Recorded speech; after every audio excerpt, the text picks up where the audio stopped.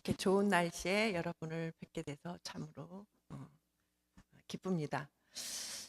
이 아름다운 자연이, 이 푸르른 초원이 아마 4월이 넘어가면은 누렇게 변할 날도 멀지 않았습니다. 좋은 시절에 아름다운 이 자연 속에서 행복하시고 마음껏 즐기시고 또 건강하시길 바랍니다. 자, 오늘 말씀을 보면은 예수님이 십자가에서 돌아가시면서 그와 동시에 일어난 이적들이 기록되어 있습니다. 첫째로는 성소의 휘장이 위로부터 아래까지 찢어져 둘이 됐다. 그 다음에 땅이 진동하며 바위가 터졌다. 무덤이 열리며 자던 성도들이 일어났다. 예수님이 십자가에 돌아가시면서 일어난 이런 이적들이고, 이것들을 결론적으로 어떻게 마무리하고 있느냐면 이는 진실로 하나님의 아들이었도다 라는 고백으로 이 모든 것들을 입증하고 있습니다. 오늘 말씀은 이 중에 특별히 성소의 휘장이 위로부터 아래까지 찢어진 사건을 중심으로 말씀을 전하려고 합니다. 오늘 말씀을 이해를 하려면 우선 우리가 성소의 구조, 그리고 그 성소에서 무엇을 하는 것이 가장 중요한 일이었던가, 이걸 좀 이해할 필요가 있어요. 자, 우리가 성전이라고 하죠. 성전의 가장 중요한 곳이 무엇이었어요? 어느 곳이었어요? 지성소죠. 그렇죠? 가장 안쪽에 지성소. 왜 중요했느냐? 거기에는 하나님이 임재하시는 곳이었어요. 그래서 지성소, 우리말로 번역된 것도 지극히 성스러운 곳. 헬라어 자체가 최고의 거룩한 곳이라는 의미입니다. 하나님이 계신 곳이니 이 세상에서 그보다 더 성스럽고 거룩한 곳은 없잖아요. 자, 이런 지성소에 그 모양은 완벽한 그 큐브 형태, 그러니까 외부 완전히 단절된 그런 형태였는데, 그 안에 뭐가 있었나? 우리 대충 다 알죠. 언약궤가 있었고, 또 뭐가 있었어요? 만나를 담은 항아리가 있었고, 아론의 쌍난 지팡이가 있었고, 가장 중요한 게 뭐예요? 십계명을 받은 그 돌판이 있죠. 돌판이 있습니다. 이 지성소 안에는 또 이 속죄소를 덮는 많은 그 금으로 된 그룹들이 있었어요. 자, 이렇게 이 지성소에 대해서 이스라엘 사람들은 어떤 인식을 가지고 있었느냐? 세상의 중심은 이스라엘이다. 이스라엘의 중심은 예루살렘. 예루살렘의 중심은 성전. 성전의 중심은 지성소죠. 근데 하나님이 내가 거룩하니 너희도 거룩하라 라고 말씀하셨을 때, 이스라엘은 굉장히 성결하지 않냐, 정하냐, 부정하냐는 걸 굉장히 중요하게 그들의 율법으로 정했는데, 땅마저도 거룩한 곳을 등급을 정했어요. 그럼 가장 땅이 거룩한 곳, 성스러운 땅이 어디였느냐면 지성소예요. 지성소를 중심으로 해서 성전, 그 다음에 성전 바깥들 이렇게 하면서 성전에서 멀어질수록 성스러움의 정도가 낮아지는 거예요. 그러니까 이방 땅은 부정한 땅이 돼버리는 거죠. 자, 이렇게까지 지성소가 이스라엘의 그 성스러운 곳으로 아주 중요한 곳이었습니다. 이런 지성소는 성전 안에 있는데 뭘로 구별이 돼 있었어요? 휘장으로. 예수님 당시에 그 예루살렘 그 성전의 휘장이 얼마나 거대했느냐면 높이가 25m였대요. 그러니까 8피트가 넘죠. 25m, 너비는 8m인데 두께가 무려 10cm였대요. 그럼 4인치 정도, 이 정도의 두께죠. 얼마나 대단하겠어요? 근데 이거는 이제 고급 린넨에다가 갖가지 색을 입히고 또 금색으로 온갖 그 술을 놓고 이렇게 했는데, 그것뿐만 아니라 거기에다 금으로 온갖 풍요로움을 상징하는 어떤 열매들, 포도알들, 이걸 주렁주렁 달았는데 300개나 달렸대요. 그러니까 제사장의 수가 300명이었는데 이를 상징하기 위해서 300개의 열매를 달았대요. 거기에다 나뭇잎까지. 얼마나 무거웠을까요? 예. 이걸 두 개를 만들어서 1년에 한 번씩 그 교대로 번갈아 이거 교체를 하는데 제사장 300명이 다 달려들어야지 이걸 겨우 옮기고 뭔가 작업을 할 수 있을 정도의 무게였대요. 그리고 이게 아까 제가 9cm라고 그랬잖아요. 9 내지 10cm. 얼마나 이게 강도가 센지 4마리의 말이 사방에서 끌어도 찢어지지 않는데요. 네, 이 정도예요. 자, 이런 휘장이 있었는데 그럼 휘장은 어떤 의미가 있느냐? 아까 말씀드린 것처럼 성전과 지성소를 구별하는 거죠. 이거는 단순한 장소의 구별이 아니에요. 엄격히 말하면 하나님과 인간의 구별이에요. 인간이 있는 장소와 하나님이 계신 장소의 구별이에요. 왜냐? 하나님은 거룩하신 분, 우리는 죄인. 그래서 우리는 원래는 단절된 죄인인 우리는 거룩하신 하나님과는 단절돼서 감히 가까이 갈 수도 없는 상황이에요. 그런데 완벽한 단절은 아니고 휘장을 통해서 부분적으로 우리가 교제를 할 수 있는 거죠. 하나님과 관계는 부분적으로 가능하지만 또한 단절돼 있죠. 예, 이런 상태인 거예요. 그래서 지성소와 성소는 굉장히 엄격하게 구별이 돼 있었어요. 1년에 단 한 번, 아무나 또 못 들어가요. 1년에 단 한 번, 대속죄일에 대제사장만이 이곳에 들어갈 수 있었어요. 그러니까 이 구별이 얼마나 엄격했는지 알 수 있겠죠. 만약에 이 하나님이 인재하시는 지성소에 죄인인 인간이 함부로 들어가면 죽임을 당했어요. 예. 그래서 일반 제사장들은 그 성소에 들어가서 그 제사장 임무만 얼른 수행하고 막 나오지, 그 감히 지성소라는 곳은 인간이 접근한다는 건 너무너무 두려워서 벌벌 떨 정도로 그런 곳이었어요. 그런데 아이러니컬하게 이스라엘 역사에서 사람들이 또한 두려워했지만 가장 궁금해했던 곳이 지성소로예요. 왜냐? 아무도 볼 수도 들어갈 수도 없잖아요. 예. 그래서 실제로 이런 예화가 하나 있어요. 그 성전에 파르바 그 룸이라는 그 방이 있는데요. 이건 뭐냐면 이제 성전에서 제사를 드린 제물을 가죽을 말리는 방이었대요. 근데 이 방을 파르바가 만들었기 때문에 그 룸을 파르바 룸이라고 했어요. 그럼 이 가죽 말려서 뭐 하느냐? 그거에서 이제 그 성경 하나님의 말씀을 이렇게 베끼는 거죠. 거기다 기록하는 거죠.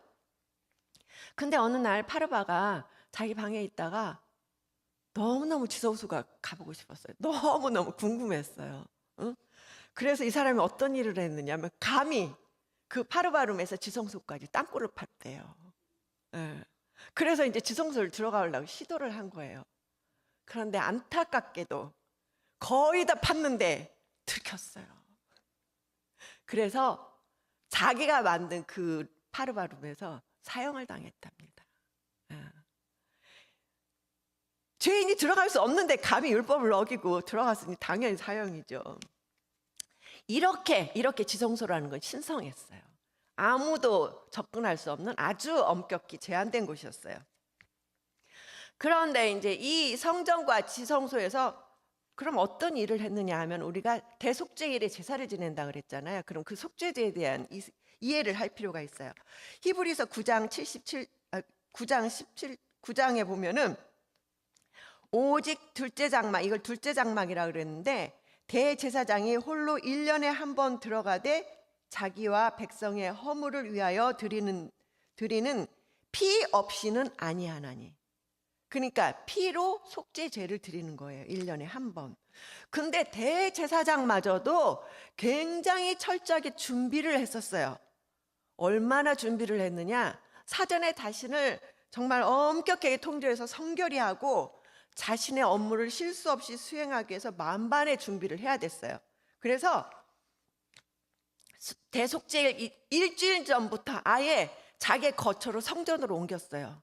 왜냐하면 세상에 살다가 의도치 않게 부지중에라도 혹시나 죄를 지어서 죄를 범해서 부정해질까 봐서 그걸 범하기 위해서 아예 성전에서 일주일 전부터 거처를 정해서 거기에서 자기를 그만큼 정결히 한 거예요.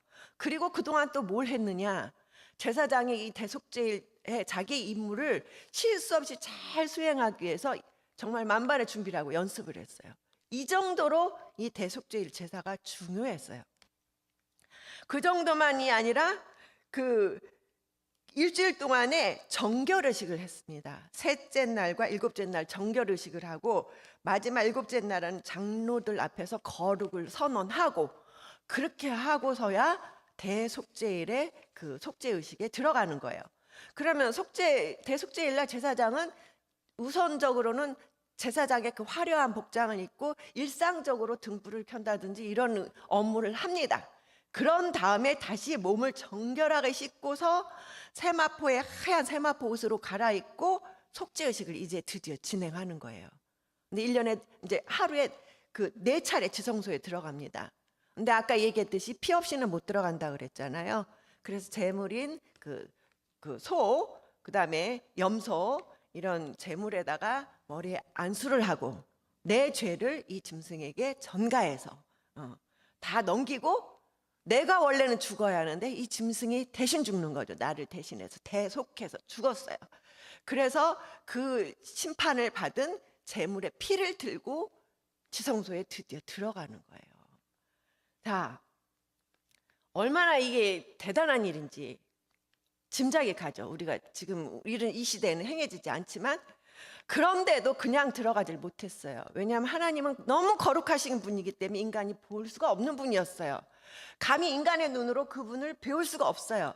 그래서 거기에다 향을 가득하게 피워서 연기를 자욱하게 해가지고 보이지 않게 내 눈으로는 하나님을 뵐 수도 없도록 그렇게 한 다음에 들어간 거예요. 연기 때문에 거의 앞이 안 보일 정도의 그런 상황에서 들어가서 그 죄물, 그 희생 제물의 죄를 그 피를 뿌렸어요.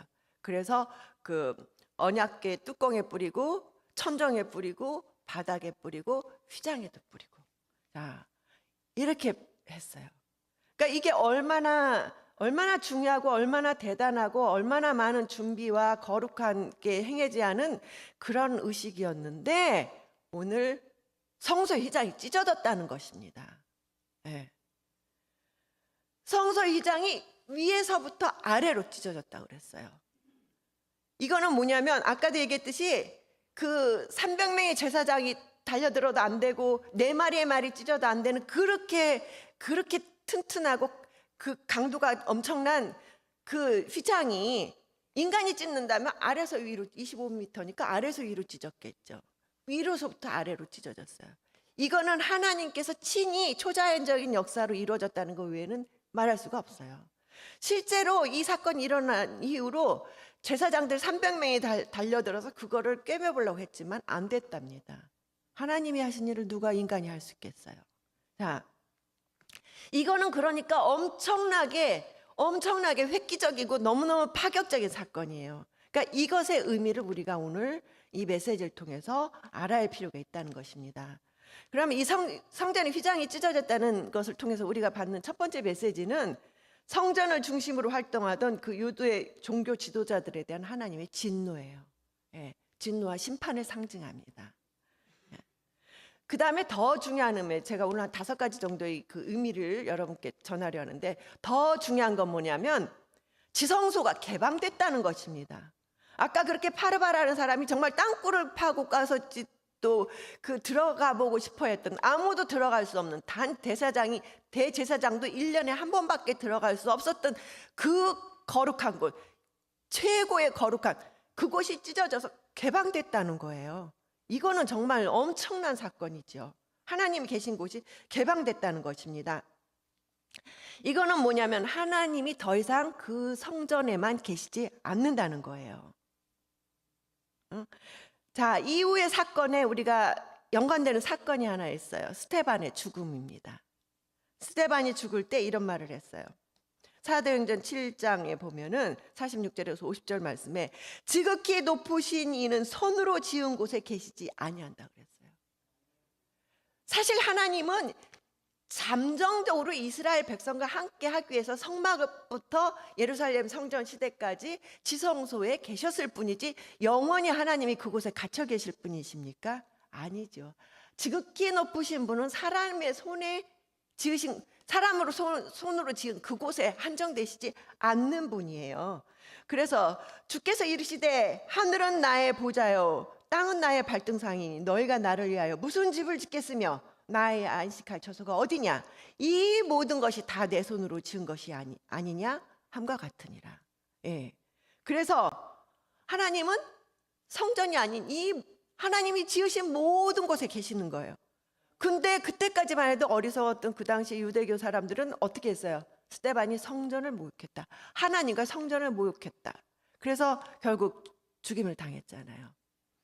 근데 예레미야에 분명히 이렇게 예레미야 23장 2절에 이렇게 말씀하고 계십니다. 하나님 사람이 내게 보이지 아니하려고 누가 자신을 은밀한 곳에 숨길 수 있겠느냐?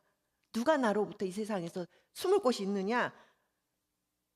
나 여호와가 말하노라. 나는 천지에 충만하지 아니하냐. 예. 하나님은 이 천지를 창조하셨고 천지에 충만하신 분이에요. 다른 말로 하면 하나님이 계시지 않는 곳이 없습니다. 예. 무소부재하다. 하나님이 계시지 않는 곳은 없어요. 이 세상에 우리가 아무리 하나님의 낯을 피해서 어딘가 숨을라 해도 숨을 곳이 없어요. 우리 사람은 눈을 피할 수 있지만 하나님의 눈은 피할 수가 없어요. 하나님은 바꿔 말하면 모든 곳에서 모든 것을 통치하고 계시는 거예요. 예. 그 다음에 또 세 번째 메시지는 그동안에 했던 이 대단한 동물 제사를 통한 죄사함이 더 이상 의미가 없다는 거예요. 동물 제사는 종결됐다는 것입니다. 왜? 구약의 희생제물에 예표했던 예수 그리스도가 이 희생제물로서 모든 인간의 죄를 짊어지고 대신하여 죽으셔서 십자가에 죽으심으로 말미암아 더 이상 속죄되는 없고 그 모든 대속의 죄를 예수님이 대속의 제물을 통한 구원을 완성하셨기 때문입니다. 그래서 더 이상 동물제사 필요가 없다는 거죠. 예.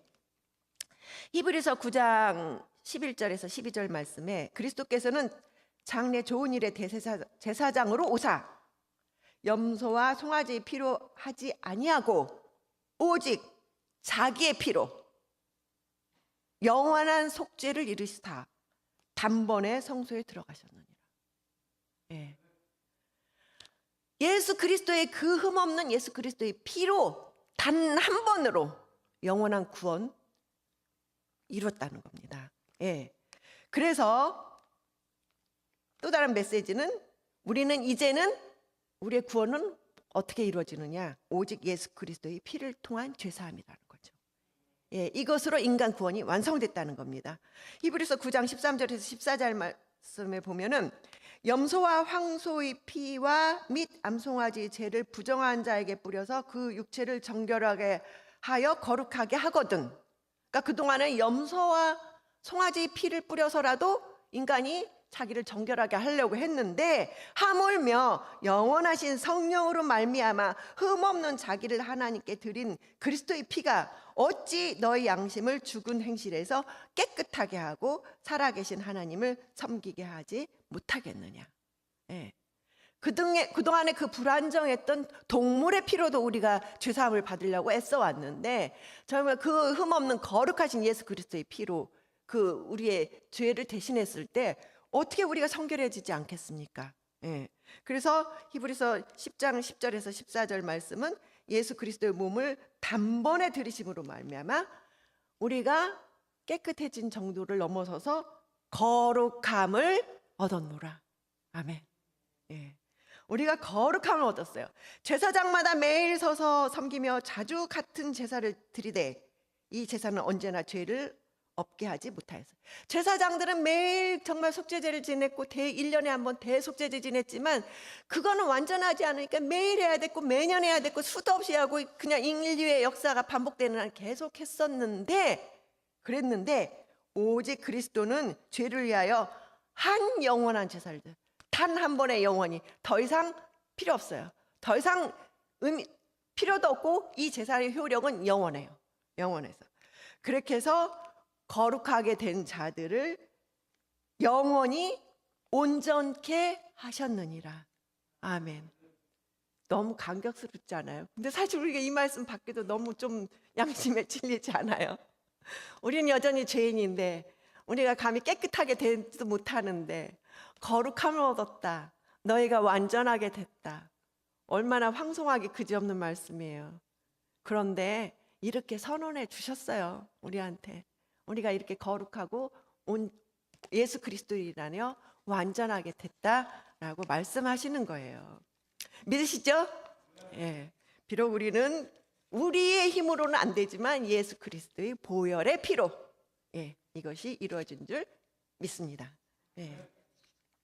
자, 오늘 메시지 중에 가장 핵심적인 것, 그래서 결과적으로 하나님께 직접 나갈 수 있는 새로운 살 길이 열렸다는 겁니다. 자, 우리가 예수 그리스도를 통한 구원이 완성됐다, 여기까지 다 알고 있어요. 플러스 더 하나님께 더해 주신 은혜는 그냥 휘장이 열려서 하나님이 거기만 계시지 않고 온 천하에 천재 충만한 것을 넘어서서 언제라도 우리는 하나님께 직통으로 나갈 수 있다는 거예요. 전에는 내가 감히 하나님을 정말 그 거룩하신 분을 보기만 하면 죽었고 볼 수도 없고 만날 수도 없고 정말 대제사장을 통해서만 하고 제사장을 통해서만 하고 그 이후에 캐톨릭을 통해서는 사제를 통해서만 했던 거 아니에요. 근데 그 모든 것 필요 없이 누구나 하나님께 직접 나갈 수 있다, 만날 수 있는 길이 열렸다. 이게 오늘 메시지의 가장 클라이맥스 핵심입니다. 예. 히브리서 10장 19절에서 20절 말씀 보면, 그러므로 형제들아 우리가 예수의 피를 힘입어 성소에 들어갈 담력을 얻었나니 그 길은 우리를 위하여 휘장 가운데 열어놓으신 새로운 살 길이요 휘장은 곧 그의 육체니라. 아멘. 그러니까 이 휘장이 찢겼다, 이 휘장은 예수님의 육체를 상징해요. 휘장이 찢긴 건 십자가의 고난을 통해서 예수님의 육체가 실제로 찢기셨고 그의 죽음으로 구원이 완성됐어요. 그래서 속죄 제사는 완성된 거예요. 그래서 이제 우리에게는 하나님께 직통으로 나갈 수 있는 새로운 살 길이 열렸다는 것입니다. 이 말은 다시 말하면 인간과 하나님과의 그 막혔던 담이 허물어졌고 불안정하게 제한적으로만 허용됐던 그 교제가 완전히 없어지고 완전한 교제, 언제나 하나님께 나갈 수 있는 그것이 열렸다는 거예요. 어떤 죄인일지라도 예수님의 대속의 죽음으로 이제는 담대히 하나님께 나갈 수 있다는 것입니다. 여기에다가 또 추가로 우리에게 선물을 더 주셨어요. 히브리서 10장 17절 말씀 보면 그들의 죄와 그들의 불법을 다시는 기억하지조차 아니하신다 그랬어요. 아멘. 우리가 금방 회개 기도하고 돌아서서 죄 짓잖아요. 응? 우리 이런 존재예요. 근데 우리의 죄를 기억조차 안 하신대요. 거룩하게 하고 온전하게 하고 죄도 기억하지 않고 다 사해 주시고 좀 깨끗하게 해주신다. 이거 엄청난 하나님의 축복이요, 자비요, 은혜요, 사랑이요, 말로 다 할 수 없는 거죠. 말로 다 할 수 있는 거죠. 자, 구약시대하고 다시 한번 비교를 해봐요. 우리의 새로운 이 시대하고 비교를 해보면, 아까도 얘기했지만 하나님 너무 거룩하신 분이에요. 하나님 직접 뵐 수도 없어요. 사실은 하나님의 이름도 감히 부를 수가 없었어요. 그래서 성경에 하나님의 이름을 감히 정확하게 히브리어에는 정확하게 기록이 안 돼 있어요. 예. 그래서 둘러서 표현하고 뭐 아도나이라든지 뭐 여러 가지 표현들을 해서 감히 이름도 부를 수 없고 정말 그분을 뵈면 죽고, 성경의 기록으로 유일하게 하나님을 직접 대면한 자가 누구였어요? 모세 외에는 하나님은 인간들에게 나타나실 때도 직접 영광 중에 구름 중에 나타나시 직접 형체를 보이시진 않으셨어요. 네. 그 정도로 거룩하셨던 그 하나님이 우리가 직접 만날 수 있대요. 얼마나 좋은 일이에요. 얼마나 엄청난 은혜입니까? 아주 파격적인 거죠. 이 세상에 아마 파격으로만 하면 이보다 더 파격적인 건 없을 거예요. 그 어떤 것이 파격적이라 그래도 그 거룩하신 하나님과 죄인인 인간이 이런 관계가 소통이 됐다, 열렸다, 이것만큼 파격적인 일은 없습니다. 예. 그러니까 우리는 정말 좀 담대할 필요가 있어요. 이제는 자신감을 좀 가질 필요가 있어요. 나는 뭐 죄가 너무 많아서 못해요. 이렇게 할 필요 없어요. 이제는 누구도 거칠 필요 없어요. 제사장도 필요 없고 사제도 필요 없고 나는 기도빨이 약해. 다른 사람 통해서 기도 부탁할까? 필요 없습니다. 하나님은 내가 직접 기도하시기를 원하세요. 직접 나오라고 하세요. 오늘 메시지는 열렸으니 나오라는 겁니다. 예, 그래서 아무것도 필요가 없다는 거. 그래서 종교개혁에서 핵심 중에 하나가 이거잖아요. 사제가 필요 없이 우리는 직접 하나님께 나간다. 그래서 말한 게 만인 제사장이라는 얘기가 여기서 나오는 것입니다. 우리가 직접 이 세상에 하나님과 우리의 관계에 있어서 누구를 통할 필요가 없고 중보자는 오직 예수 그리스도 외에는 아무도 없습니다. 예. 그래서 오늘의 결론적으로 히브리서 4장 16절에 그러므로 우리는 긍휼하심을 받고 때를 따라 돕는 은혜를 얻기 위하여 은혜의 보좌 앞에 담대히 나갈 것이니라. 아멘. 예, 자신감 있게 괜히 주눅질 말고 쭈뼛거리지 말고 나가면은 하나님께서 히브리서 11장 6절에 하나님께 나가는 자는 반드시 그가 계신 것과 자기를 찾는 자들에게 상 주시는 이심을 믿어야 한다 그랬어요. 심지어는 나오라고 부르시는 정도가 아니라 하나님 찾으시면 상 주신대요. 예? 아니 그런데 못 나갈 게 뭐 있어요. 예. 자, 옆집을 가는 길이 이 세상에서 두 가지 길이 있다고 합니다. 한번 생각해 보세요. 가장 가까운 길과 가장 먼 길이 있어요. 옆집 가는 길, 어떻게 가면 가까운 길? 한번 생각해 보세요. 어떻게 가면 돼요? 옆집이 오른쪽에 있어요. 오른쪽으로 가면 되죠. 가장 먼 길, 어떻게 할까? 지구를 한 바퀴 돌아서 가는 길이래요. 그러면 바로 갈 수 있는 길이 있는데 지구 한 바퀴 돌아간다면 얼마나 어리석은 일이에요. 지금 우리가 만약에 하나님께 길이 열렸는데 그렇게 안 간다면 지구 한 바퀴 돌아가는 것과 같은 어리석음인 거죠. 전화를 한번 생각해 보겠어요. 아주 옛날에는 집에 전화가 없었어요. 아마 TV 드라마 정도에나 나왔을려나 마을에 하나나 있었을려나 하면 이제 전화가 있죠. 그러면 그 전화가 직통도 아니잖아요. 막 돌려가지고 어디 바꿔주세요 하면 이제 그것도 교환이 바꾸면 또 한참 기다리면 어떻게 나오잖아요. 자, 그러다가 저희 시대에 집에 전화가 놓였어요. 얼마나 편리해요. 응? 아니 멀리 있는 막 서울에 있는 이모하고도 전화하고 막 여기 있는 지방에 있는 누구하고도 전화하고 얼마나 좋아요 전화가. 근데 전화도 계속 쓰다 보니 뭔가 불편해졌어요. 아니 내가 집을 나가면 전화를 못 받잖아요. 그래서 생긴 게 뭐예요? 핸드폰이에요. 핸드폰이 참 처음에 좋았어요. 셀폰을 들고 다녔어요. 그러다가 더 좋은 게 나왔어요. 뭐예요? 스마트폰이 나왔어요. 인터넷이 연결돼요. 어디를 가서도 정보 검색 가능하고 실시간으로 세계 어디든지 소통이 가능합니다. 와이파이만 있다면 세계 어디서도 실시간 소통이 가능해요. 얼마나 편해졌습니까? 자, 하나님은 어떠실까요? 우리와 관계에서 하나님은 살아계셔서 만물을 주관하시고 천지에 충만하세요. 예. 하나님의 와이파이 성능이 어느 정도 될까요? 천지에 충만하다니까요. 그러니까 뭐예요? 천지에 충만한 최고 성능의 와이파이예요. 시간에 제한받지 않아요. 장소에 제한받지 않아요. 산이 있어, 어디가 있어, 어디 산에 가면 안 돼, 이런 거 없어요. 응? 아무리 멀어도 괜찮아요.